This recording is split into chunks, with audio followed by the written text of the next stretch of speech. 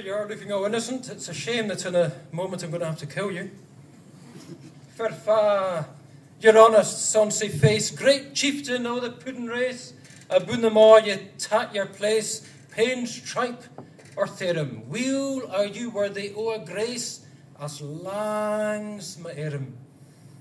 The groaning trencher, there you fill your hurdies like a distant hill. Your pen would help to mend a mill in time o' need. While through your pores the dews distill like amber bead. His knife, see rustic labour dicht, and cut you up with ready sick, trenching your gushing entrails bricks like on a ditch. And then, oh, what a glorious sight, warm, reeking, rich. Then, horn for horn, they stretch and strive. Dew take the hindmost, on they drive, till all their wheels, wheeled kites belie, for bent like drums. The old good man maist like to rive, bethank it hums. Is there that o'er his French ragout, or olio that would stow a sow, or fricassee with mac or spew, with perfect scunner, looks down with sneering, scornful view on sick a dinner. Poor devil, see him o'er his trash, as feckless as a withered rash, his spindle shank a good whiplash, his neve a knit. Through bloody flood or field to dash, oh, how unfit. But mark the rustic, haggis fed, the trembling earth resounds his tread.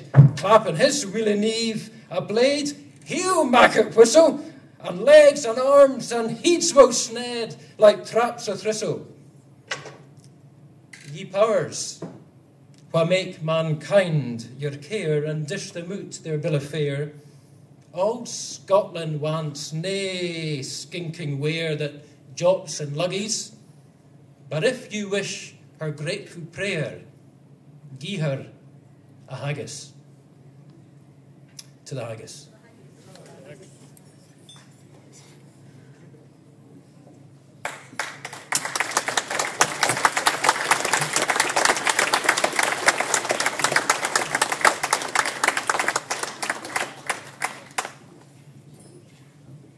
Thank you very much indeed, Dr MacKellar, for your ads to the haggis. I'm now going to invite Gordon MacLeod up to the stage, and he's going to address, or toast rather, the lassies.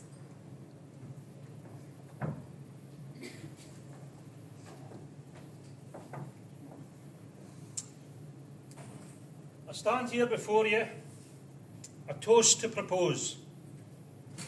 Kind words about our lassies, my brain almost froze. But sitting and thinking and giving it time, I found words to praise them and made up this rhyme. A year has gone by since we last gathered here. We're older, we're wiser, as men we would cheer. The woman beside you, her expression shows doubts. That's what you think, dear. She smiles, or is it pouts?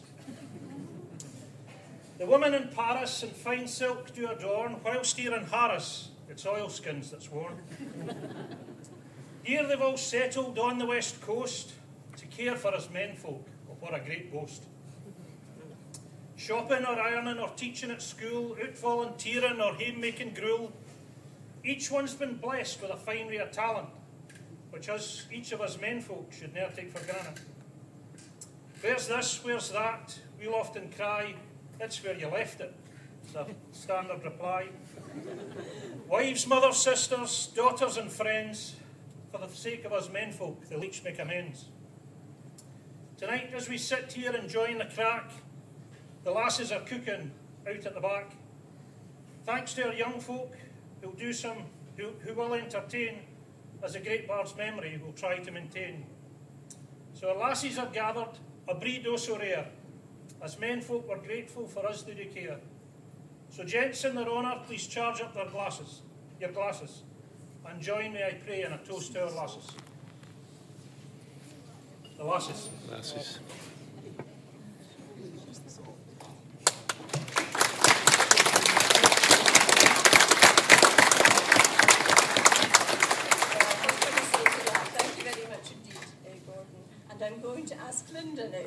to give the response.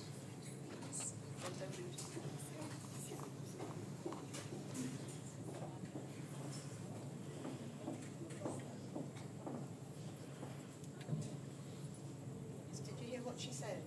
Follow that now if you can. The words here, Gordon. Oh no, that's Angus. Right. Excuse me, a few visual aids. They asked me once again this year to thank the lads for their good cheer.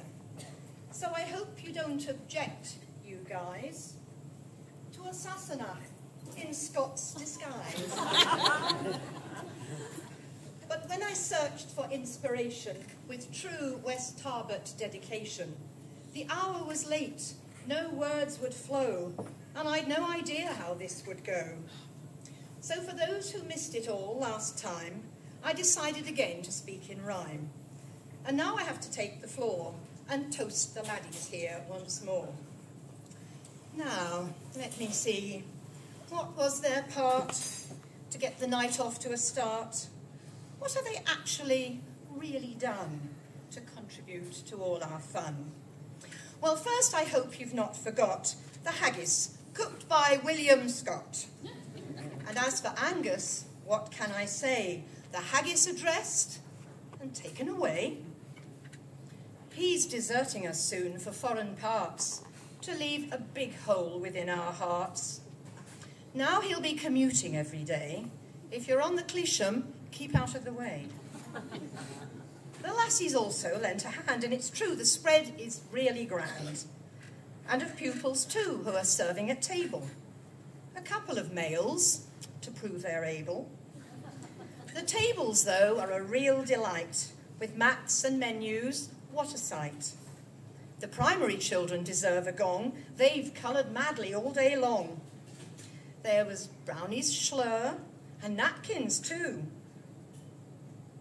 He really had a lot to do. And perhaps there was a table laid and certainly some music played. But all in all, and thanks for asking, we know you're rubbish at multitasking. You're certainly not all Rabbi Burns, but a lass loves a lad who quickly learns. We need you laddies less pedantic, less modern and a little more romantic. I loved a bonny lass, Burns wrote, but guys, he didn't mean his boat. Aye, we know that you're all full of banter, but could you all write a tam o' shanter?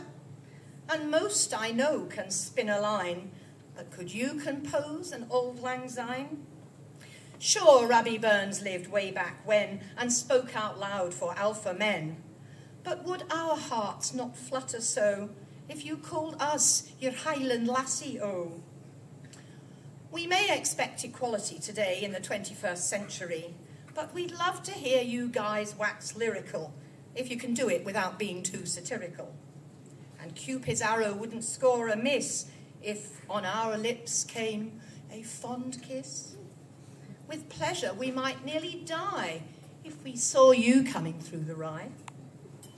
You may put up shelves and service cars for us from Venus and you from Mars. But as for us lassies, although you pour scorn, if childbirth was men's job, no one would get born. But actually, I shouldn't joke. You men have been such helpful folk. You've worked your socks off half the day, and we never even had to pay. So this brings me at last to my few final lines and an end to my diabolical rhymes. Although my words were really jested, I hope that Gordon won't have me arrested. So lassies, raise your voices loud and toast the lads who do us proud. They may not have fine words off pat, but a man's a man for all that. The laddies.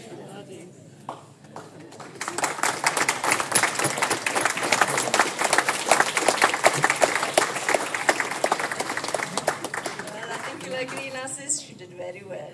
Thank you very much indeed for these toasts and speeches, and you can sit and relax now and enjoy the meal.